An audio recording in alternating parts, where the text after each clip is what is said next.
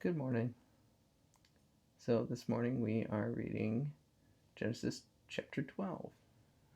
Now I just read this, but I had the bathroom fan on, and I thought that might be bothersome to folks, so I turned it off. Since I come in here and I read in the bathroom, um, because it's probably the quietest place in the house and the place I'm least likely to wake up my kids at 5 a.m., um, then, you know, that's just the thing that'll happen sometimes. So sorry if I ever have it on and I forget.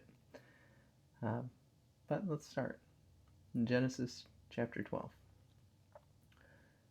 The Lord said to Abram, "Go from your country, your people, and your father's household, to the land I will show you. I will make you into a great nation, and I will bless you. I will make your name great, and you will be a blessing. I will bless those who bless you, and whoever curses you I will curse, and all the peoples on earth will be blessed through you." So Abram went, as the Lord had told him, and Lot went with him. Abram was 75 years old when he set out from Haran. He took his wife Sarai, his nephew Lot, all the possessions they had accumulated, and the people they had acquired in Haran, and they set out for the land of Canaan, and they arrived there. Abram traveled through the land as far as the site of the great tree of Moreh, at Shechem. At the time the Canaanites were in the land. The Lord appeared to Abram and said, "To your offspring I will give this land." So he built an altar there to the Lord, who had appeared to him. From there he went on toward the hills east of Bethel, and pitched his tent, with Bethel on the west, and Ai on the east. There he built an altar to the Lord, and called on the name of the Lord. Then Abram set out and continued toward the Negev. Now there was a famine in the land, and Abram went down to Egypt to live there for a while, because the famine was severe. As he was about to enter Egypt, he said to his wife Sarai, "I know what a beautiful woman you are. When the Egyptians see you, they will say, 'This is his wife.' Then they will kill me, but they will let you live. Say you are my sister, so then I will be treated well for your sake, and my life will be spared because of you." When Abram came to Egypt, the Egyptians saw that Sarai was a very beautiful woman. And when Pharaoh's officials saw her, they praised her to Pharaoh, and she was taken into his palace. He treated Abram well for her sake, and Abram acquired sheep and cattle, male and female donkeys, male and female servants, and camels. But the Lord inflicted serious diseases on Pharaoh and his household because of Abram's wife Sarai. So Pharaoh summoned Abram. "What have you done to me?" he said. "Why didn't you tell me she was your wife? Why did you say she is my sister, so that I took her to be my wife? Now then, here is your wife. Take her and go."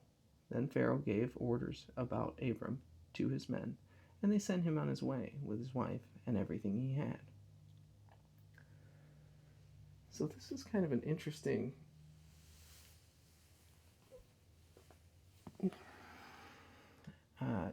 story, because it starts out on the faith of Abram. God tells Abram to leave. Abram's 75 years old, but he says, "Okay, now it's time to go. I'm taking you somewhere else." So, given that God has already said that he's going to limit the days of man to 120 years, and I don't know that that's been made explicit necessarily to human beings on the land yet, but if it has, it would be kind of a weird thing to think, well, my life is, 2/3 over, but now God's asking me to go. But Abram steps out on faith anyway, and he follows where the Lord sends him, leads him. And we see this recapitulated in the faith that Sarai has to display in this. She has to follow Abram and his idea to keep them safe, his plan. And so we see God leading Abram, Abram leading Sarai, and both justified by their faith. And so this is an interesting story here because it's not just a testing of Abram, but also of Sarai, and each of them are shown faithful. Now, it is interesting kind of the strategy that Abram uses, right? Because he says, well, say you're my sister. And that is a little bit duplicitous, right? Because there's a little bit of a lie of omission there. And so, that always strikes me as a little interesting because it seems legalistic. Like, well, I didn't say that. I said this. And it's like, well, yeah, but context kind of implies that, maybe you should have said that. But regardless, it's God who's leading Abram. And it's not my morals, right? My morals are not correct. Only God's are. And so, what I might think is duplicitous might not be. And we'll see in other places where other people present things in ways like that too. It also is punished. And so there has to be a distinction as to when God is okay with it and when he's not. And we'll see if we can figure out what that distinction is as we read into some of the other stories where that half-truth is a strategy used by God's people, and when he allows it and rewards it, and when he punishes it. Maybe we can sort that out. So, okay, let's read chapter 13 and see what we have there. So, Abram and Lot. So Abram went up from Egypt to the Negev with his wife and everything he had, and Lot went with him. Abram had become very wealthy in livestock and in silver and gold. From the Negev he went from place to place until he came to Bethel, to the place between Bethel and Ai, where his tent had been earlier, and where he had first built an altar. There Abram called on the name of the Lord. Now Lot, who was moving about with Abram, also had flocks and herds and tents. But the land could not support them while they stayed together, for their possessions were so great that they were not able to stay together. And quarreling arose between Abram's herders and Lot's. The Canaanites and the Perizzites were also living in the land at that time. So Abram said to Lot, "Let's not have any quarreling between you and me, or between your herders and mine, for we are close relatives. Is not the whole land before you? Let's part company. If you go to the left, I'll go to the right. If you go to the right, I'll go to the left." Lot looked around and saw that the whole plain of the Jordan toward Zoar was well watered, like the garden of the Lord, like the land of Egypt. This was before the Lord destroyed Sodom and Gomorrah. So Lot chose for himself the whole plain of the Jordan and set out toward the east. The two men parted company. Abram lived in the land of Canaan, while Lot lived among the cities of the plain and pitched his tents near Sodom. Now the people of Sodom were wicked and were sinning greatly against the Lord. The Lord said to Abram after Lot had parted from him, "Look around from where you are, to the north and south, to the east and west. All the land that you see I will give you and your offspring forever. I will make your offspring like the dust of the earth, so that if anyone could count the dust, then your offspring could be counted. Go walk through the length and breadth of this land, for I am giving it to you." So Abram went to live near the great trees of Mamre at Hebron, where he pitched his tents. There he built an altar to the Lord.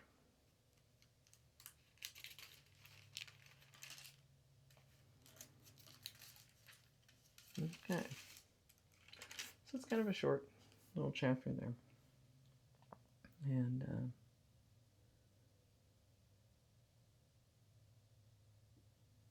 it's interesting.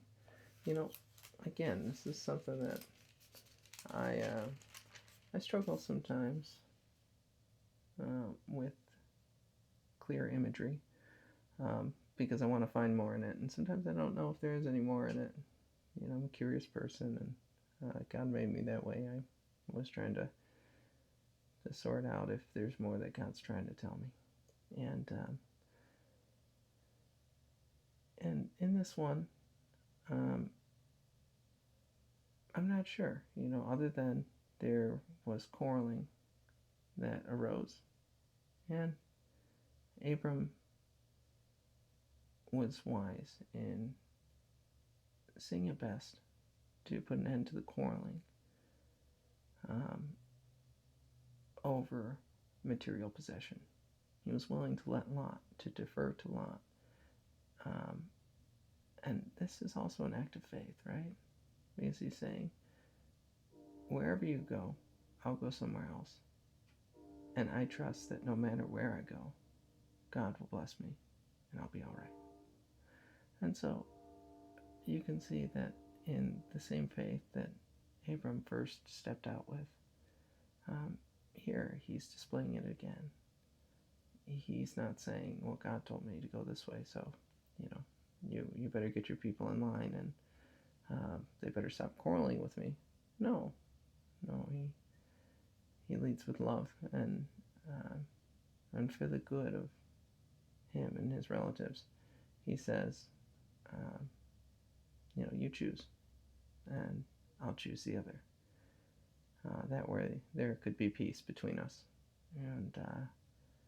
And he has faith that no matter whatever place Lot chooses, and wherever he ends up by default, that he'll be okay.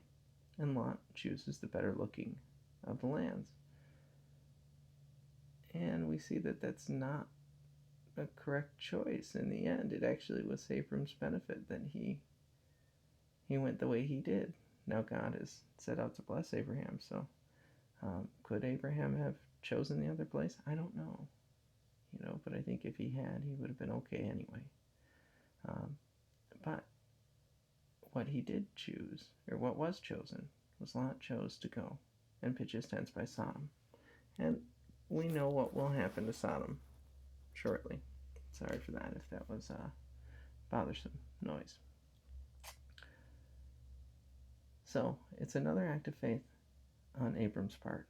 We'll see that he's really tested a lot in terms of faith and to trust in God, no matter what it looks like, even if it looks like he's getting the short end of the stick.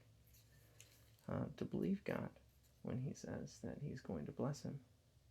And so it's almost like God has put Abram in a position to never see the short end of the stick because he has faith, because he trusts that God will do what God has said he will do.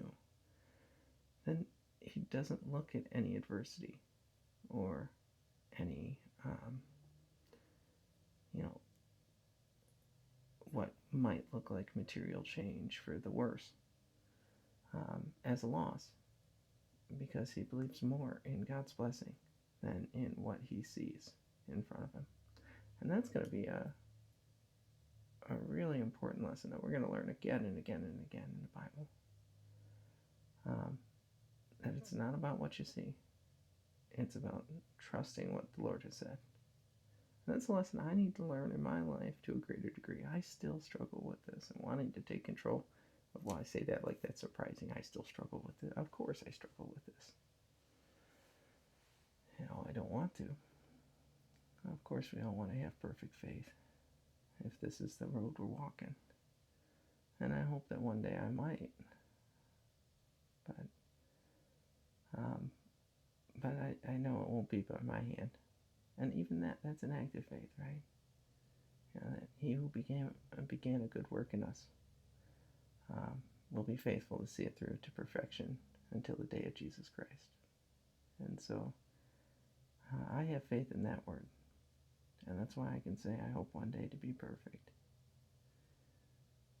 And I hope you can say that too. Because if we have faith, just like Abram, it doesn't matter what it looks like. It'll happen. So, anyway, I love you guys. I hope that you have a great day, a good morning. And I hope that you enjoyed this short little reading. All right.